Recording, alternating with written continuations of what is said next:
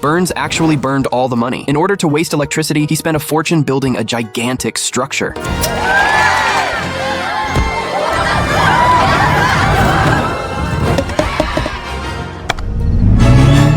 In an instant, Springfield was transformed into a city that never sleeps. To celebrate the completion of the venue, he even invited a girl group to perform at the opening. This was Lisa's favorite Korean girl group. Under Lisa's tearful pleas, Homer swore he would definitely get the ticket. No daddy's daughter ever had a better daughter daddy.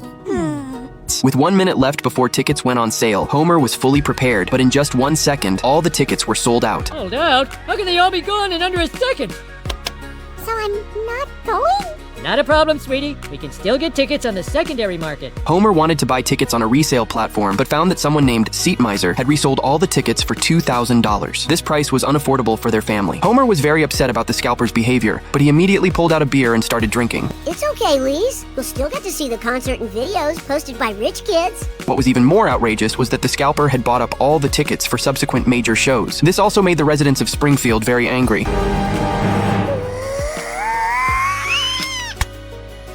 The mayor called an emergency meeting, urging residents to unite against this scalper. Professor Frink discovered that the scalper's account was created at the library, which caused the residents to start suspecting each other. Left with no choice, the mayor brought in a top criminal profiler. The expert assured everyone that she would definitely bring this scalper to justice. I'm so proud of you for not saying anything at a town meeting. Mouth stuck with taffy. The girl group concert was about to begin, but Lisa could only stare longingly out the window. Seeing Lisa like this, Homer once again swore to get the tickets at all costs. He went to the spherical venue and kicked it a few times in frustration. Just then, Otto, who had witnessed everything, called out to him. Otto had 4 tickets in his hand. He was asking for $500 plus clean urine. How about $450 and clean-ish? Deal.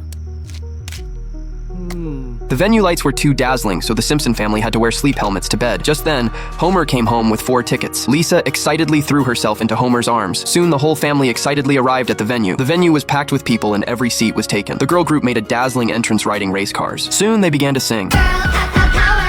Ladies are now in your ivory tower. You men don't own poor behavior. Nuh-uh, that's also our favorite flavor. Everyone was immersed in the girl group's spectacular performance, except for Bart, who couldn't stand it after just 30 seconds. He decided to go out and wander around instead. He noticed that all the exits were guarded by police. He asked a staff member and learned that this concert was actually a huge trap. The FBI profiler had predicted that the scalper would definitely show up at the scene. This was also the perfect opportunity to catch the scalper. Just then, Bart's phone vibrated, showing that another 20 tickets had been sold. Also known as me. Every exit of the venue was guarded by police. Bart stole a staff member's pass, trying to slip out through the employee corridor. Along the way, he accidentally overheard a conversation between the profiler and the chief. Well, my profiling tells me we're looking for a kid from Springfield Elementary. Turned out that Bart had used the money he earned to hire a marching band to spell out insults about the principal. The chief came and stood near Bart to discuss the situation. Bart took the opportunity to grab the chief's walkie-talkie. This way he could better monitor the police's movements. According to the profiler's prediction, Bart would flee to the backstage, and she had already sent people to conduct a thorough search. Fortunately, Bart pressed himself flat against a poster and barely escaped. Just then, his phone alerted Bart that another 100 tickets had been sold. But what he didn't know was that all 100 tickets were bought by the profiler. The profiler had locked onto the phone's location. The kid's backstage by the Nissan darning station. As long as Seat Miser's got his phone on him, he's ours.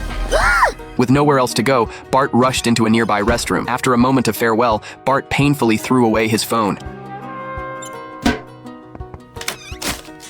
He pretended nothing had happened and returned to his family's side. Bart thought he would be safe once he left the venue, but unexpectedly, the profiler successfully retrieved the phone and repaired it using high-level water absorption technology. The profiler set up a checkpoint at the venue exit. Whoever could unlock the phone with their face would be the scalper. Bart was extremely nervous. Lisa had seen through all of this long ago. In fact, Lisa had always known that Bart was the scalper. Me? That's ridiculous. How would a straight D student like me set up a high-tech scam like this? As it turned out, Bart had used ChatGPT to generate the scalping program and then sold the tickets to Otto. Lisa had witnessed all of this with her own eyes. After facial recognition, only Bart, an elementary school student, was left at the scene. Well, you're the last one.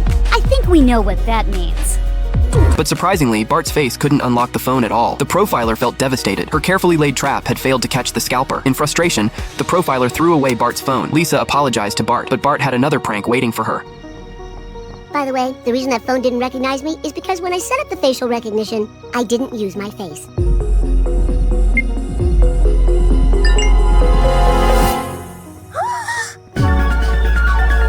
Ha ha ha!